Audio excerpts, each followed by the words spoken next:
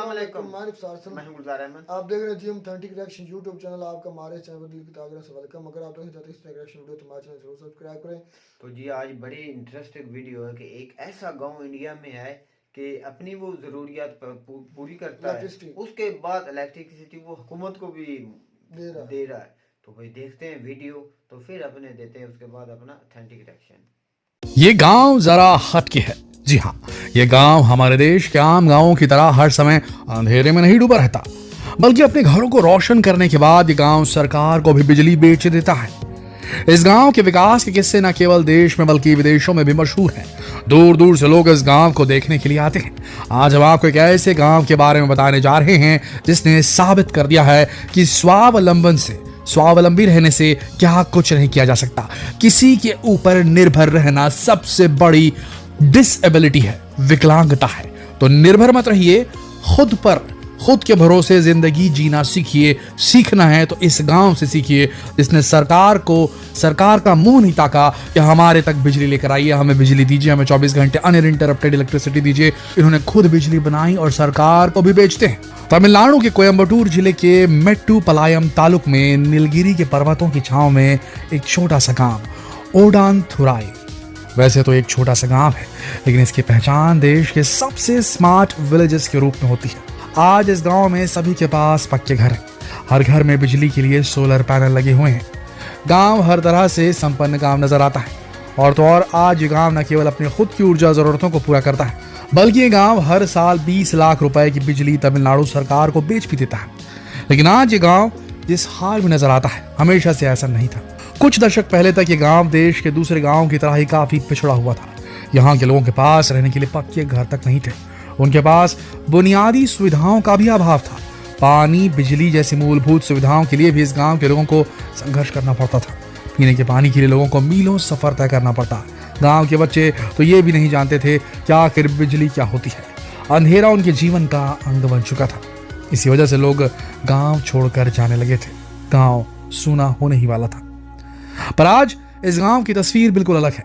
कभी जिस जगह झोपड़ियां हुआ करती थी, आज वहां सभी सुविधाओं से युक्त पक्के मकान हैं।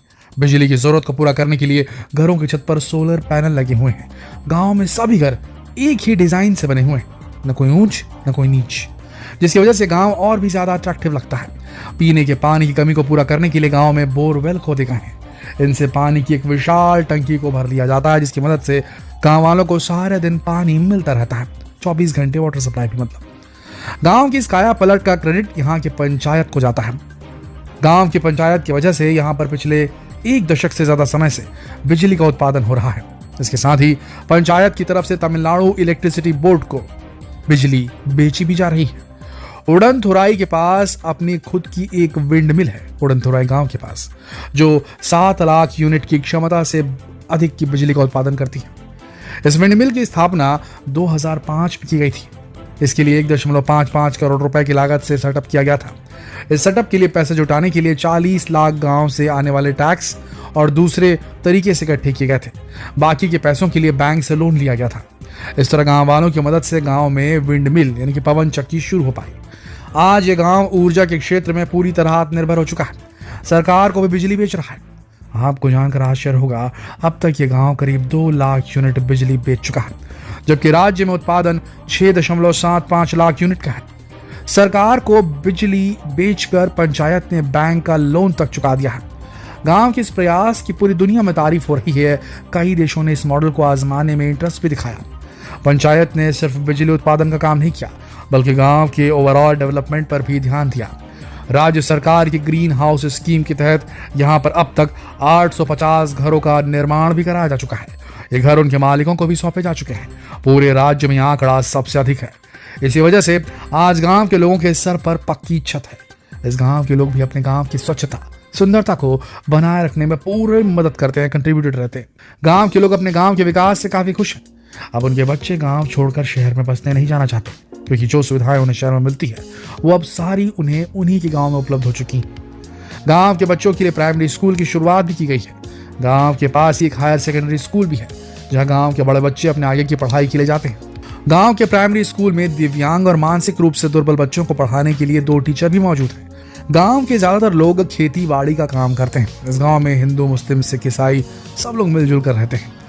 गांव के लोग खुद ही अपने गांव की साफ सफाई का ध्यान रखते हैं। पंचायत की तरफ से नियुक्त किए गए सफाई कर्मी भी गांव की सफाई बखूबी करते हैं। इस तरह गांव वालों और पंचायत की मदद से ये गांव साफ सफाई के मामले में अव्वल है। गांव के विकास के पीछे यहाँ के पूर्व सरपंच षणमुगम का बड़ा हाथ है। ये पहली बार 1996 में गांव के सरपंच चुने गए थे। साल 1996 से 2006 तक हर बार गांव की जनता ने उन्हें चुना था। वो सिर्फ 10वीं पास है, लेकिन इसके बाद भी सरकारी योजनाओं की अच्छी जानकारी रखते हैं और गांव के विकास के लिए सरकारी योजनाओं का लाभ उठाने से कभी पीछे नहीं हटते। सन 1996 में जब ये पहली बार चुने गए थे, तब गांव की हालत बहुत खराब थी। गांव में चारों तरफ कच्चे घर थे, पीने का पानी, बिजली की सुविधा सब कुछ कम थी। ऐसे में षणमुगम ने एक सरकारी योजना का लाभ उठाकर गांव में पानी का इंतजाम करवाया। इस योजना के तहत पंचायत को योजना का 10% पैसा देना था, बाकी सारा खर्च केंद्र सरकार की तरफ से दिया जाना था। षणमुगम ने अपने पंचायत के सदस्यों के साथ मिलकर 48 लाख की योजना बनाई और पूरे गांव के लोगों ने इस राशि का 10% यानी कि 4.8 लाख रुपए मिलकर इकट्ठा किया।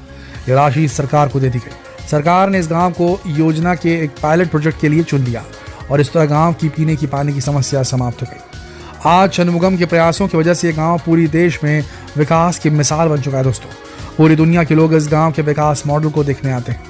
षणमुगम के प्रयासों की वजह से आज इस गांव में लोग गांव छोड़कर जा नहीं रहे हैं बाहर शहर, बल्कि शहर के लोग गांव आकर देखना पसंद कर रहे हैं और बसना भी पसंद कर रहे हैं। आज कई IAS ऑफिसर्स और प्रशासनिक अधिकारी इस गांव में आते हैं और विकास के इस मॉडल को सराहते हैं। IAS अधिकारी सुप्रिया साहू ने एक ट्वीट में गांव में किए गए काम की ओर इशारा किया और लिखा कि आप जानते हैं कि कोयम्बटूर का एक गांव न केवल पवन चक्की से अपने खुद की ग्रीन एनर्जी पैदा करता है, बल्कि सरकारी ग्रिड को अधिशेष बिजली यानी कि जो ऊपरी सरप्लस बिजली जो होती है वो भी बेचता है। दोस्तों, इस गांव का विकास सरकार और जनता के मिले जुले प्रयास का नतीजा है और अगर देश के हर गांव में सरकार और जनता मिलजुल कर बिना भ्रष्टाचार और लालच के काम करे तो देश का हर गांव स्मार्ट गांव बन जाएगा और देश का कोई युवा गांव छोड़कर शहर बसने की कभी नहीं सोचेगा। क्योंकि सरकार तो गांव के विकास के लिए कई योजना बनाती है, लेकिन वो योजनाएं कागजों में ही रह जाती है और उनका कोई भी लाभ जनता तक नहीं पहुंच पाता। लेकिन उड़नथुराई गांव इस बात की मिसाल है कि अगर गांव के पंचायत और गांव के नागरिक जागरूक हो, खुद रहने वाले सिटीजन्स जागरूक हों, तो ऐसा नहीं है कि अपने पैरों पर खुद खड़ा नहीं हो जा सकता। किसी सरकार की जरूरत नहीं है, आप अकेले अपने पैरों पर खड़े हो सकते हैं। स्वावलंबी बनिए, अपने आप को सेल्फ सफिशिएंट बनाइए, अपने घर को सेल्फ सफिशिएंट बनाइए, अपने मोहल्ले को बनाइए, अपने शहर को बनाइए, अपने गांव को बनाइए सेल्फ सफिशिएंट। अगर आप ये बनाने में कामयाब हो गए तो ना सिर्फ ये लॉन्ग लास्टिंग रहेगा, बल्कि इससे कई लोग इंस्पायर भी होंगे। दोस्तों, तो स्वावलंबी बनिए। उड़नथुराई की इस गाथा को हम तो कहेंगे इसे सफलता की ऐसी गाथा, संघर्ष की ऐसी गाथा जिसे हर भारतीय थी। मैं कहता हूँ कमाल कर दिया इस गांव वालों ने। और हमारे यहाँ तो ऐसे कच्चे गांव होते हैं और इसमें भाई एक मैं तो कहता हूँ जो हम जो बात करते हैं कि हमारी हुकूमत खराब है, हम खुद खराब है, हुकूमत गंदी है। भाई हम खराब हैं। जब हम ही हमारे में इत्तेफाक नहीं होगा, हम ही अपने गांव के लिए कुछ अच्छे फैसले नहीं करेंगे तो भाई कभी भी कोई हुकूमत कहीं नहीं कर। क्या हुकूमत उसको बिजली हुकूमत से लेता नहीं है कि वो अपनी भी जरूरियात पूरी करते हैं और हुकूमत के ग्रेड को भी बिजली इजाफी बेचते हैं। तो भाई कमाल कर दिया, एक्सीलेंट भाई।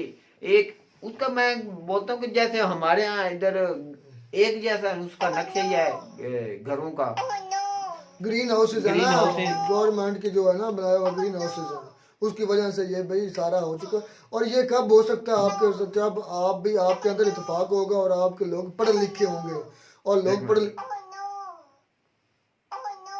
तेरी बहन दी फुद्दी कॉल पे करता ना क्या बाने पर कर रहे तो अबे ओपन कितना ये बहन दी फुद्दी नेट टैग होना दे किते कॉल होगी पे और कनेक्ट तो नहीं की गुन्नू कितनी चल रहा है दर बहन दी फुद्दी है। चले आए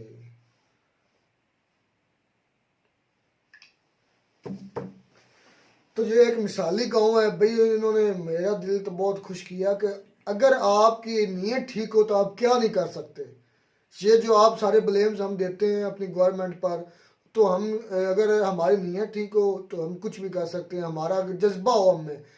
इसकी मिसाल मैं अपने गांव से लेता हूँ कि आज हमारे स्कूल काउंसिल की मीटिंग थी, तो हमने काफ़ी लोगों मतलब हमारे को जो नौजवान उस मीटिंग में मतलब कमेटी में शामिल थे, स्कूल कमेटी में, हमारा मिडिल इधर हाई स्कूल मतलब 8वीं तक का। तो हमारा ट्रेंड क्या बन गया हमारे गांव में, हालांकि हमारे गांव में अल्हम्दुलिल्लाह सारे लोग सब इस्तिताअत हैं, पढ़े लिखे हैं और सब इस्तिताअत हैं, सही है, मतलब खाने पीने खाते पीते घर से सही ठीक ठाक है। तो ट्रेंड क्या बना कि हमारे गांव से भाई रिक्शे भर भर कर जाते हैं दूसरे साथ ही है, थोड़ा सा गांव जैसा ही शहर है, उधर जाते हैं, उधर प्राइवेट स्कूल्स में और उधर बच्चों को पढ़ाते हैं, रिक्शे को कुछ किराया अलहदा, उधर जो प्राइवेट स्कूल्स में जो अलहदा।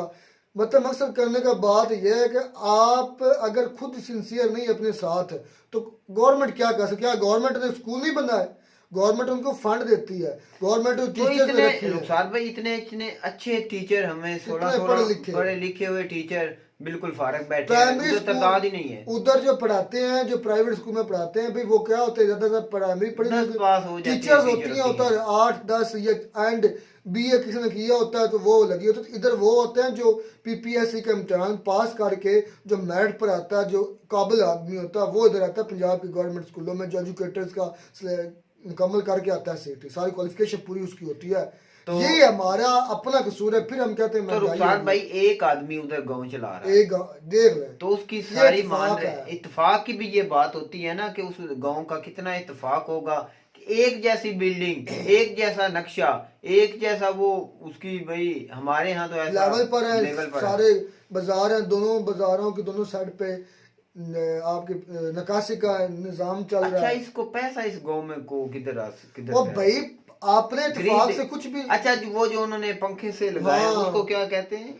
Wind mills. वो तो किसी की हुकूमत की होगी ना मदद। भाई कुछ उन्होंने कर्जा लिया, कुछ उन्होंने अपने पास इकट्ठे किए, बता रहे हैं वीडियो में, फिर जब वो चल गया, उनके पास एक्स्ट्रा हो गई बिजली तो उन्होंने गवर्नमेंट को बेचा, उस कर्जा उतार उस कर्जा और उसी गवर्नमेंट को बेच के अपनी बिजली गवर्नमेंट का कर्जा उतार दिया। ये है तो ऐसी मिसालें पूरी इंडिया वाले अपनाएंगे तो भाई इंडिया तो कभी भी गरीब नहीं होगा। तो कोई भी नहीं चाहेगा कि मैं इस पाकिस्तान को या इंडिया को छोड़कर किसी बैड कंट्री को अपनाऊं और अपना मुल्क भूल जाऊं।